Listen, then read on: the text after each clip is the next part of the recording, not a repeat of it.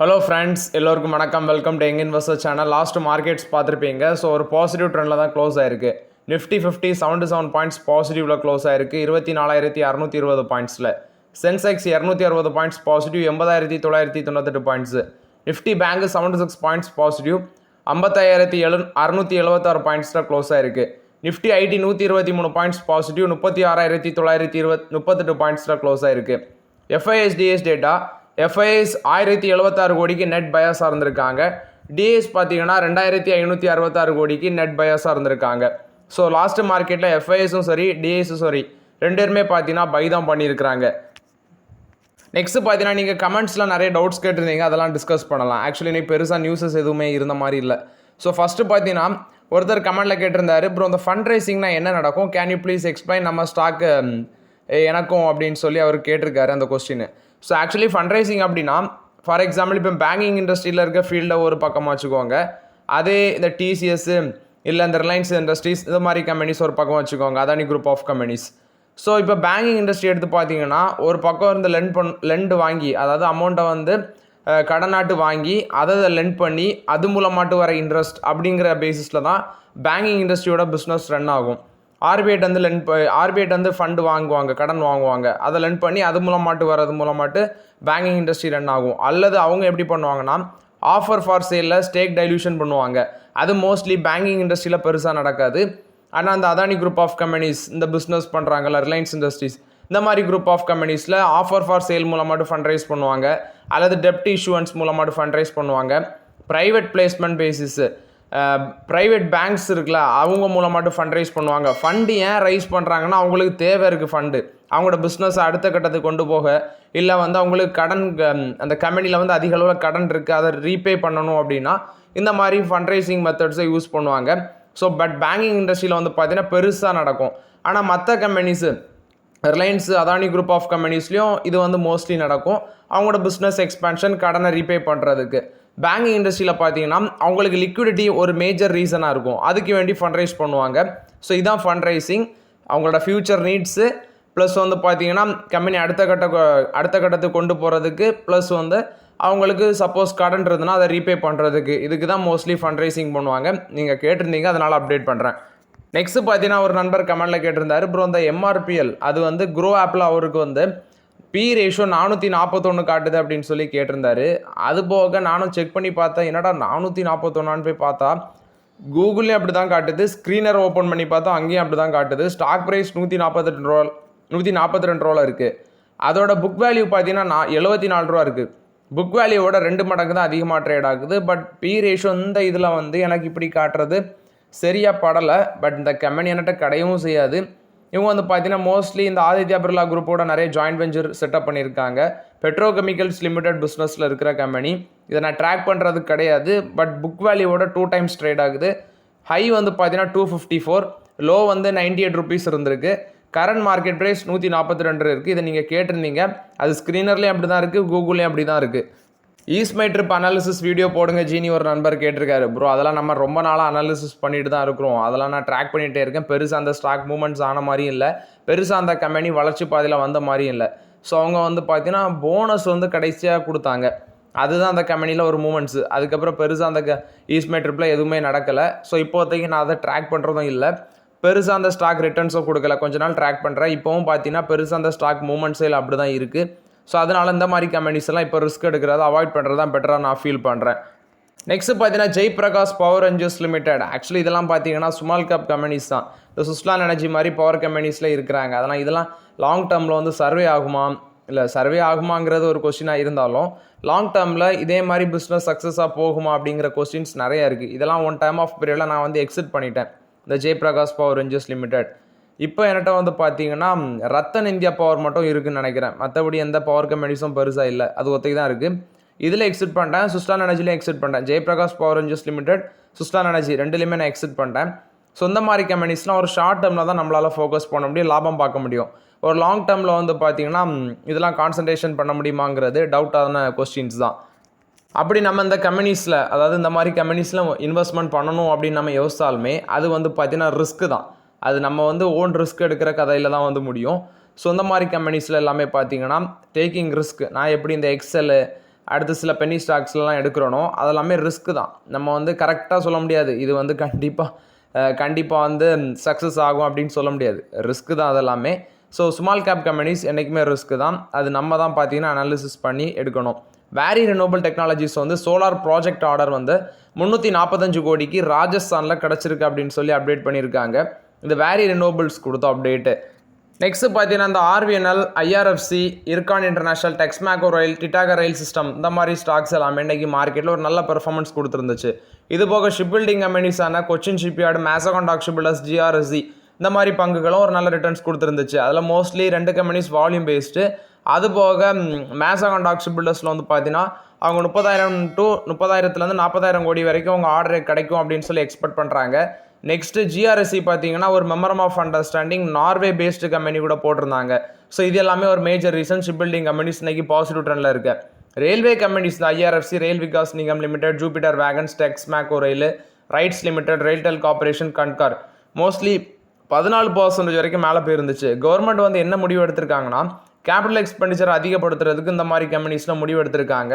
So அது ஒரு major ரீசனாக இருக்குது இந்த ஸ்டாக்ஸ் எல்லாமே இன்றைக்கி மார்க்கெட்டில் பாசிட்டிவ் ட்ரெண்டில் போகிறதுக்கு. ஸோ அந்த நியூஸ் பேஸில் வந்து மேலே போயிருக்காங்க. பட் டெஃபினட்டாக கவர்மெண்ட் வந்து இந்த மாதிரி ஸ்டாக்ஸில் கேபிட்டல் எக்ஸ்பெண்டிச்சரை வந்து ஸ்பெண்டிங் அதிகரிக்கிறாங்க அப்படின்னா இதில் வந்து ஆர்விஎன்எல்லாம் நல்ல பெர்ஃபார்மன்ஸ் கொடுக்க சான்சஸ் இருக்குது. வெயிட் பண்ணி பார்க்கலாம். டாடா பவர் வந்து சோலார் ஸ்கில்ஸ் சென்டர் வந்து பார்த்தீங்கன்னா லான்ச் பண்ணுறாங்க தமிழ்நாட்டில். ஐடிஐ அந்த எஜுகேஷனுக்கு கீழே கொண்டு வராங்க. 4 கவர்மெண்ட் ஐடிஐயில் கொண்டு வராங்க. ஒன்று பேட்டை, இன்னொன்று வந்து தூத்துக்குடி, சாத்தூர், விருதுநகர், இப்படி 4 இடத்துல வந்து இந்த ஸ்கில் சென்டரை வந்து கொண்டு வராங்க டாடா பவர். இது டாடா பவர் கொடுத்த அப்டேட்டு. நெக்ஸ்ட் வந்து பார்த்தீங்கன்னா ஸ்டார்லிங் வந்து இந்தியாவில் விரைவில் லான்ச் ஆக போகுது அப்படிங்கிற ஒரு அப்டேட் இருக்குது. ஸோ லைசன்ஸ் அவங்களுக்கு விரைவில் அப்ரூவல் ஆகும்னு சொல்கிறாங்க. ஸோ அவங்க வந்து பெர் மந்த்துக்கு வந்து பார்த்தீங்கன்னா 850 rupees கொண்டு வராங்க. அன்லிமிட்டெட் நெட்டு 700 Gbps ஸ்பீட்ஸில் வந்து கொடுக்க போகிறாங்க அப்படின்னு சொல்லி ஸ்டார்லிங் தரப்பில் வந்து அப்டேட் பண்ணுறாங்க. இப்போ ஜியோ வந்து எவ்வளோ கொடுக்குறாங்கன்னு தெரில. ஆக்சுவலி நான் கடைசியாக ஒரு கம்பெனியில் வந்து ஜியோக்கு 824 ஒரு பிளான் போட்டேன். அந்த பிளான் வந்து பார்த்திங்கன்னா டெய்லி வந்து அதுவும் அன்லிமிட்டட் நெட் தான். ஆனால் அது வந்து 100 Gbps ஸ்பீடில் உள்ள நெட்டு. ஆனால் ஜியோ வந்து கிட்டத்தட்ட 820 rupees அது 1 month பிளானு. அப்போ அவங்களும் பார்த்தீங்கன்னா கிட்டத்தட்ட இவங்களுக்கு மேட்ச் தான் ஆகுது. ஸோ ஸ்டார்லிங் வந்து டெஃபினட்டாக இவங்களுக்கு ரைவல்ஸாக தான் இருப்பாங்க போல தெரியுது. நான் என்ன எக்ஸ்பெக்ட் பண்ணேன்னா ஸ்டார்லிங் வந்து இவங்களோட அதிக ப்ரைஸில் கொண்டு வருவாங்க அப்படின்னு சொல்லி. பட் இவங்க ஸ்பீடை இன்க்ரீஸ் பண்ணி கிட்டத்தட்ட அவங்களுக்கு ஈக்குவலாக தான் கொடுக்குறாங்க. ஸோ எப்படி வருதுன்னு வெயிட் பண்ணி பார்க்கலாம். ஸ்டார்லிங் மேபி வந்து பார்த்தீங்கன்னா ஜியோக்கு வந்து டஃப் காம்படிஷன் மார்க்கெட்டில் கொடுக்குறாங்களா அப்படிங்கிறத பொறுத்திருந்து பார்க்கலாம். வோல்டாஸ், ப்ளூ ஸ்டார், ஹேவல்ஸ் இப்போ இவங்க ஏசி சேல்ஸில் கொஞ்சம் அஃபெக்ட் ஆகுறாங்க. ஏன்னா அன்சீசனல் ரெயின் வந்து பார்த்தீங்கன்னா ஏர்லியராகவே ஸ்டார்ட் ஆகிடுச்சு. மே மாதத்தில் எந்த காலத்தில் மழை பெஞ்சு, இப்போலாம் மேலே வந்து பார்த்தீங்கன்னா மே half of the periodலே ரெயின் ஹெவியாக பெஞ்சு எங்கள் ஊர்லலாம் இப்போ வரைக்கும் பார்த்தீங்கன்னா மழை பெஞ்சிட்டு தான் இருக்குது. ஸோ இதனால் இந்த சீசனில் தான் ஏசி சேல்ஸ் வந்து பீக் லெவலில் இருக்கும். ஸோ இப்போ கூலர் வெதர்னால பார்த்தீங்கன்னா ஏசி சேல்ஸ் டிம் ஆகிடுச்சுன்னு சொல்கிறாங்க. கம்பெனிஸ் வந்து ப்ரொடக்ஷனும் ரெடியூஸ் பண்ணியிருக்கிறாங்க. ஸோ ஃபெஸ்டிவ் சீசன் டிமாண்டை வந்து பார்த்தீங்கன்னா பிலீவ் பண்ணி இருக்கிறதாட்ட அப்டேட் கொடுத்துருக்காங்க. ஸோ January 2026 அந்த டைம்லலாம் பெரிய லெவலில் டிஸ்கவுண்ட் இருக்கும் அப்படின்னு சொல்லி அப்டேட் கொடுத்துருக்காங்க. இது வந்து ஏசி கம்பெனிஸ் கொடுத்த அப்டேட்ஸு. நெக்ஸ்ட் விப்ரோ கொடுத்த அப்டேட்டு. இந்த வேரியபிள் பே இருக்குது. அது வந்து Q4 வந்து பார்த்தீங்கன்னா மோஸ்ட்லி நிறைய கம்பெனிஸ் தள்ளி தான் வச்சாங்க. ஆனால் விப்ரோ வந்து 90% அந்த வேரியபிள் பே வந்து அவங்களோட எம்ப்ளாயிஸுக்கு நாங்கள் பே பண்ணியிருக்கிறோம் அப்படின்னு சொல்லி அப்டேட் கொடுத்துருந்தாங்க. ஸோ இன்ஃபோசிஸ் வந்து பார்த்தீங்கன்னா 65% அந்த வேரியபிள் பே வந்து பே பண்ணியிருந்தாங்க. இவங்க விப்ரோ வந்து 90% நாங்கள் பே பண்ணியிருக்கோம் அப்படின்னு சொல்லி அப்டேட் கொடுத்துருக்காங்க. இது விப்ரோ கொடுத்த ஒரு பாசிட்டிவ் அப்டேட்டு. வேதாந்தா வந்து ரினோபிள் எனர்ஜி பவர் கெப்பாசிட்டியை வந்து ரேம்ப் அப் பண்ணுறாங்க, இன்க்ரீஸ் பண்ணுறாங்க. 1.03 ஜிகாவாட் ஆட்டு வந்து பார்த்தீங்கன்னா எக்ஸ்பாண்ட் பண்ணுறோம் அப்படின்னு சொல்கிறாங்க. 2030 2.5 ஜிகாவாட் ஆட்டு க்ரீன் எனர்ஜி எக்ஸ்பாண்ட் பண்ணணும்னு சொல்லி வேதாந்தா தரப்பில் வந்து அப்டேட் கொடுத்துருக்காங்க. இது வேதாந்தா கொடுத்த அப்டேட்டு. பாரத் எலக்ட்ரானிக்ஸ் லிமிடெட் வந்து பார்த்தீங்கன்னா 537 crore worth of defence order வந்து ஃப்ரெஷ் ஆர்டர் வின் பண்ணியிருக்காங்க பாரத் எலக்ட்ரானிக்ஸு. இது வந்து communication equipments, communication system, jammers, software, simulator upgrades, spare, test rigs இது சம்மந்தமான டீல் அப்படின்னு சொல்கிறாங்க. இது பாரத் எலக்ட்ரானிக்ஸ் லிமிடெட் கொடுத்த அப்டேட்டு. மஹேந்திரா அண்ட் பஜாஜ் இந்த பேட்டில் வந்து பார்த்தீங்கன்னா டிவிஎஸும் இப்போ உள்ளே வராங்க. ஆக்சுவலி டிவிஎஸ் வந்து நான் சொல்கிறது 3 வீலர் செக்மெண்ட்டில். மஹேந்திரா அண்ட் பஜாஜ் இவங்களுக்கு காம்படிஷனாக டிவிஎஸ் வந்திருக்காங்க. ஏன்னா டிவிஎஸ் வந்து 1582 யூனிட்ஸ் வந்து ரீசெண்டாக விற்றுருக்காங்க. இப்போது மேல் எடுத்து பார்த்தீங்கன்னா கமர்ஷியல் வெஹிக்கிள்ஸ் கலண்டர் இயர் 2025 இவங்க பஜாஜ் ஆட்டோவில் டோட்டல் சேல்ஸு 3 வீலரில் வந்து பார்த்தீங்கன்னா மேலே வந்து 66,018 யூனிட்ஸ் விற்றுருக்காங்க. அதே சேம் பீரியட் லாஸ்ட் இயரில் 54,731 யூனிட்ஸ் தான். 21% growth காமிச்சிருக்கு. ஸோ இந்த வருஷம் இந்த 5 மாதத்தில் பார்க்கும்போது 3,1183 யூனிட்ஸ் விற்றுருக்கு. இதுவும் பார்த்தீங்கன்னா 15% growth காமிச்சிருக்கு. ஸோ டூ வீலர் சேல்ஸில் பஜாஜ் ஆட்டோ, மஹேந்திரா இவங்களுக்கு ரைவல்ஸ் ஆட்டு, டிவிஎஸும் பார்த்தீங்கன்னா இப்போ ஒரு மேஜர் பிளேயராட்டு வராங்க. டிவிஎஸ் வந்து கிங் இவி மேக்ஸு அது வந்து 3வீல அவங்களுக்கு ஒரு மேஜர் பிளேயராக இருக்குது. 1582 யூனிட்ஸ் அதில் விற்றுருக்கிறதாட்ட அப்டேட் கொடுத்துருக்காங்க. இது வந்து பார்த்தீங்கன்னா மஹேந்திரா, பஜாஜ் ஆட்டோ, டிவிஎஸை பொறுத்த வரைக்கும் அப்டேட்டு. நெக்ஸ்ட் வந்து பார்த்தீங்கன்னா எக்ஸைடு, அமர்ராஜா வந்து இந்த லித்தியம் அயன் பேட்டரிஸில் ஒரு டஃப் காம்படிஷன் வந்து ஃபேஸ் பண்ணுவாங்க அப்படின்னு சொல்கிறாங்க. ஆக்சுவலி என்ன ஒன்றுனா அமர்ராஜா இப்போ சொல்கிறது ஃபினான்ஷியல் 26 இந்த லித்தியம் அயன் ப்ரொடக்ஷனை நாங்கள் ஸ்டார்ட் பண்ணிடுவோம்னு சொல்லியிருந்தாங்க. இப்போ ஃபினான்ஷியல் 27 அதை வந்து தள்ளி வச்சுருக்காங்க. அது கொஞ்சம் டைம் எடுக்கும் அப்படின்னு சொல்கிறாங்க. ரீசெண்ட் டேஸில் ஹியூண்டாய் வந்து ஒரு அப்டேட்டை கொடுத்துருந்தாங்க. இது வந்து பார்த்தீங்கன்னா ஹியூண்டாய் மோட்டர்ஸ் வந்து இந்த லித்தியம் அயன் பேட்டரிஸுக்கு ஒரு மாற்றாட்டு சாலிட் ஸ்டேட் பேட்டரி வந்து பார்த்தீங்கன்னா கொண்டு வராங்க. ஸோ அதுவும் பார்த்தீங்கன்னா அந்த லித்தியம் அயனுக்கு ஒரு மாற்றாட்டு இருக்குது. பட் ஆக்சுவலி இதெல்லாம் வந்து உடனே வந்து நடக்காது. பட் வந்து பார்த்தீங்கன்னா ஒரு லாங் டேர்மில் வந்து மேபி லித்தியம் அயனுக்கு மாற்றாட்டு அது வரலாம்.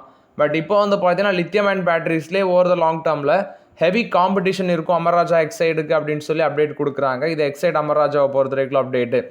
ஆர்இசியோட போர்டு வந்து 1.55 lakh crore வந்து பாண்ட்ஸ் மூலமாட்டு ஃபண்ட்ரைஸ் பண்ணுறதுக்கு போர்டு அப்ரூவல் கொடுத்துருக்காங்க. ஸோ அது மட்டும் இல்லாமல் வந்து பார்த்தீங்கன்னா ராய்கார் 2 பவர் டிரான்ஸ்மிஷன் லிமிடெட் வந்து ஆப்ரேஷனல் சேஞ்சஸ் ஆகுது அப்படின்னு சொல்லியிருக்கிறாங்க. ஸோ 1 இயரில் வந்து வேரியஸ் ட்ரான்சஸ் மூலமாட்டு ஃபண்ட்ரைஸ் பண்ணுவாங்க. ஒரே டேட்டு பண்ண மாட்டாங்க, 1 or more ட்ரான்சஸ் மூலமாட்டு பண்ணுவாங்க அப்படின்னு சொல்கிறாங்க. இது ஆர்இசி லிமிடெட் கொடுத்த அப்டேட்டு. பேடிஎம் கிளவுட் வந்து பார்த்தீங்கன்னா பேடிஎம் சிங்கப்பூர் அப்படிங்கிற அவங்களோட ஹோலி ஓன் சப்சிடரியை வந்து இன்கார்பரேட் பண்ணியிருக்காங்க. ஸோ இது வந்து பேடிஎம் கொடுத்த அப்டேட்டு. அதானி குழுமம் வந்து 6,000 crores வந்து கூலிங் சொல்யூஷன் பிஸ்னஸில் வந்து இன்வெஸ்ட்மெண்ட் பண்ணுறாங்க. இதோட பிளான்ட்டை வந்து முந்திராவில் தான் பார்த்தீங்கன்னா செட்டப் பண்ணுறதாட்ட அப்டேட் கொடுக்குறாங்க. இது வந்து 5,000 6,000 crores வந்து இன்வெஸ்ட்மெண்ட் பண்ணுவோன்னு சொல்லியிருக்காங்க அதானி குழுமம். டிசிஎஸ் வந்து பார்த்தீங்கன்னா விர்ஜின் ஏர்லைன்ஸு கூட ஒரு பார்ட்னர்ஷிப் 7 year அக்ரிமெண்ட் சைன் பண்ணியிருக்காங்க. ஆர்டிஃபிஷியல் இன்டெலிஜென்ஸ் கிளவுட் அப்கிரேட் சம்மந்தமாட்டு இந்த அக்ரிமெண்ட் அப்படின்னு சொல்லியிருக்காங்க. இது 7 year அக்ரிமெண்ட் பார்ட்னர்ஷிப்பு. ஸோ ஓவர்லாட் இது வந்து பார்த்தீங்கன்னா டிசிஎஸ் கொடுத்தா ஒரு பாசிட்டிவ் அப்டேட்டாக இருக்குது. டிக்சன் டெக்னாலஜிஸ் வந்து சைனாவை சேர்ந்த ஹெச்கேசி அவங்களுக்கு கூட பார்ட்னர்ஷிப்பில் வராங்க. ஏன்னா ஒரு மாடியூல் யூனிட் போடுறதுக்கு தான் 400 கோடி டிஸ்பிளே மாடியூல் யூனிட், குறிப்பாக ஸ்மார்ட் ஃபோன், லேப்டாப், டிவி, இதுக்கு வந்து பார்த்தீங்கன்னா ஜாயின்ட் வெஞ்சர் பேஸில் மாடியூல் யூனிட் போடுறதுக்கு இந்த பேச்சுவார்த்தையில் இருக்கிறதோட அப்டேட் கொடுத்துருக்காங்க. இது டிக்சன் டெக்னாலஜிஸ் கொடுத்த அப்டேட்டு. நெக்ஸ்ட் பார்த்தீங்கன்னா Varun beverages. Actually stock price வந்து 467 க்ளோஸ் ஆயிருக்கு. இதுலேயும் ஆப்பர்ச்சுனிட்டி இருக்கா நிறைய பேர் கேட்டிருக்கீங்க. பட் ஆக்சுவலி இதில் வந்து பார்த்தீங்கன்னா வேல்யூஷன் ரொம்பவே ஜாஸ்தி. பிஸ்னஸ் நல்ல மாடல், ஆக்சுவலி கம்பெனி நல்ல கம்பெனி, ஃபண்டமெண்டலி எந்த பிரச்சனையும் கிடையாது. ஆனால் வந்து பார்த்தீங்கன்னா வேல்யூஷன் ஜாஸ்தி. பி ரேஷியோ 55 இருக்குது. ஓவர் வேல்யூட் கம்பெனியை வாங்கினா என்ன ஆகுங்கிறதுக்கு ட்ரெண்ட் ஒரு எடுத்துக்காட்டு. ஜஸ்ட் 10 to 15% விழுந்தாலே நமக்கு வலிக்கும். ஸோ இந்த மாதிரி கம்பெனிஸில் இப்போதைக்கு நம்மளால் வெயிட் தான் பண்ண முடியும். ஆல்ரெடி இருக்குன்னா வச்சுக்கோங்க. பட் இதில் வந்து என்ன ஒன்று செக் பண்ண வேண்டியிருக்குன்னா, இவங்க வருண் பெவரேஜஸுக்கு ரிலையன்ஸோட கேம்பை எந்த அளவுக்கு இந்த டைமில் வந்து மார்க்கெட்டில் காம்படிஷனாக இருந்து அப்படிங்கிற டீட்டெயில்ஸ் கிடைக்கிட்டு நான் உங்களுக்கு டெஃபினட்டாக அதை அப்டேட் பண்ணுறேன். நெக்ஸ்ட்டு பார்த்தீங்கன்னா ஹியூண்டாய் வந்து ஓலா எலக்ட்ரிக்கில் வச்சுருந்த ஸ்டேக் எல்லாமே என்டையர் ஸ்டேக்குமே டைல்யூட் பண்ணியிருக்காங்க. கிட்டத்தட்ட கியாவும் பார்த்தீங்கன்னா டைல்யூட் பண்ணுறாங்க, ஹியூண்டாய் மோட்டர்ஸும் டைல்யூட் பண்ணியிருக்காங்க. ஹியூண்டாய் மோட்டர்ஸ் வந்து 2.47% ஸ்டேக்கு, கியா இந்தியா வந்து 0.6% ஸ்டேக் வந்து டைல்யூட் பண்ணியிருக்காங்க ஓலா எலக்ட்ரிக்கில். இது ஹியூண்டாய், கியா 2 பேருமே பார்த்தீங்கன்னா ஓலா எலக்ட்ரிக்கில் அந்த ஸ்டேக் என்டையர் ஸ்டேக்குமே வந்து டைல்யூட் பண்ணிட்டாங்க. ஸோ ஓகே ஃப்ரெண்ட்ஸ், இந்த வீடியோவில் சில இம்பார்ட்டன்ட் அப்டேட்ஸ் எல்லாமே டிஸ்கஸ் பண்ணோம். இந்த வீடியோ உங்களுக்கு பயனுள்ளதாக இருந்துச்சுன்னா லைக் பண்ணுங்கள், சப்ஸ்கிரைப் பண்ணுங்கள், கமெண்ட் பண்ணுங்கள். Okay friends, thank you.